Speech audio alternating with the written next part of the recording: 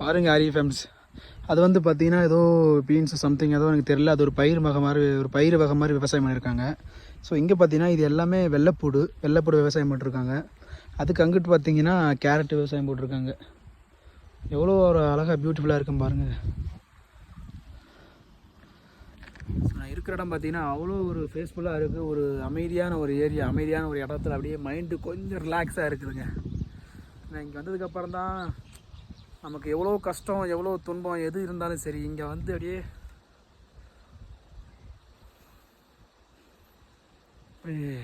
மூச்சு வாங்கும்போது ப்ரீத் பண்ணும்போது வர ஹாப்பி எதுவுமே இல்லை.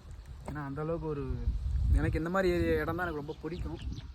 பாருங்கள், நான் சுற்றியும் பாருங்கள்.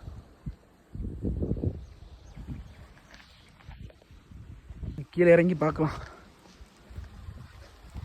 கீழே இறங்கி என்ன விவசாயம் பண்ணுறாங்க அப்படின்றதெல்லாம் பார்க்கலாங்க.